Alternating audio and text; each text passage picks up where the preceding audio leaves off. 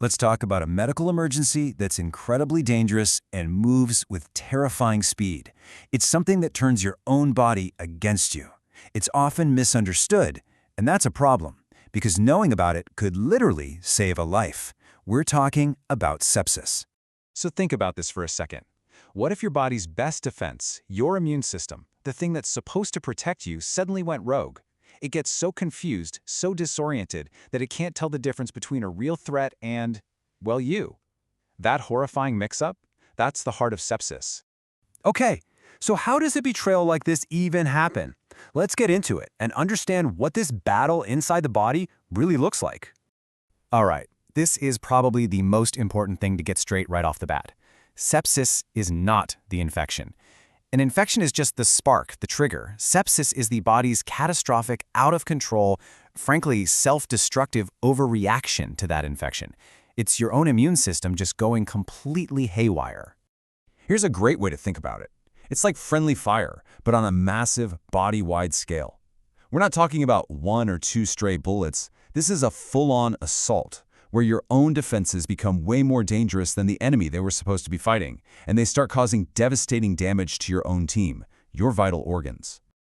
Okay, so if this crazy battle is raging on the inside, how in the world are we supposed to see it on the outside? Well, the body does send out alarms. The trick, of course, is knowing how to read those early warning signs. And this out-of-control alarm system, it actually has a name. It's called Systemic Inflammatory Response Syndrome, or SIRS for short. It's really just the clinical term for when the body's response goes from a targeted, localized fight to a full-blown, all-hands-on-deck, body-wide state of emergency. So, what are doctors looking for? To spot SARS, they're on the lookout for at least 2 of these key signs. A temperature that's either way too high or even way too low. A heart rate that's just racing. Breathing that's much too fast, or a white blood cell count that's, well, completely out of whack. Any of these are red flags that the body is under some serious stress. And here's the really tricky part. Before someone looks obviously sick, the very first clues can be super subtle. I'm talking about breathing that's just a little too quick, a heart that's pounding when there's no reason for it to be. These tiny things are often the absolute earliest warnings, and they're so easy to miss. You have to understand, sepsis isn't a static thing. It's a crisis that gets worse, and it gets worse fast. It's like a 3-act play unfolding in real time, and in this play, every single minute counts. So here's how that progression looks. It starts with what we call sepsis. That's simply the infection plus those SARS warning signs we just talked about. But if it isn't stopped right there, it can quickly escalate to severe sepsis. This is where things get really serious. Organ failure starts to kick in. And the final, most dangerous stage, that's septic shock. This is a total system collapse, where the blood pressure just bottoms out. Now, thankfully, medics have ways to see this happening, and one of the most critical tools they have gives them a single number measured just from a patient's breath. It's called end-tidal CO2, and when that number dips below 25, well, that is a huge red flag. Okay, but why? Why is this one number so incredibly important? What is it telling them that sets off all the alarms? It's because that number is a direct clue. It points to high levels of something called lactate in the blood. And high lactate is basically a blinking neon sign for organ dysfunction. It's the body screaming that its tissues are being starved of oxygen and are, quite literally, starting to shut down. So the big question, can this happen to anyone? And the short answer is yes, absolutely. But there are definitely some groups who are much more vulnerable. And the risk factors are really broad. I mean, any active infection, think a UTI or pneumonia, can be the trigger. An open wound or recent surgery, yep, that too. Medical devices in the body can also be a source. But one of the biggest vulnerabilities is simply a weakened immune system, from things like diabetes, chemo, or other long-term illnesses.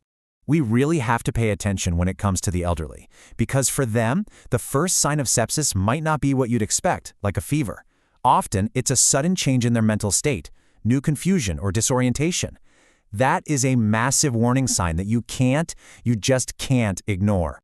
And for children, the risk is often tied to other health battles they're already fighting. Kids with conditions like cancer or sickle cell disease, their immune systems are already working overtime, they're already under a ton of stress. This makes them especially vulnerable, so being vigilant is just absolutely crucial. All right, so as soon as sepsis is on the radar, how do medical teams fight back? Well, they launch an immediate, all-out counterattack. The goal is simple: support the body's vital functions and stop that cascade of damage as fast as humanly possible. And the immediate goals are super clear and super urgent. Step 1, get oxygen on board to fight that tissue starvation. Step 2, start big IVs to pump in fluids and meds to get that blood pressure back up. And Step 3, manage the airway, making sure breathing is secure and supported.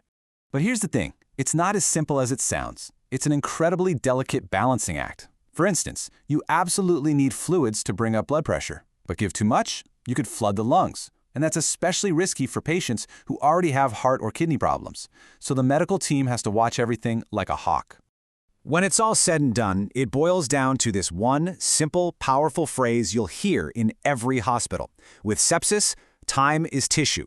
Every single hour that treatment is delayed, the risk of permanent damage or worse goes up dramatically. That's why recognizing it early and acting fast are our two most powerful weapons. Look, sepsis is a really tough enemy, there's no doubt about it.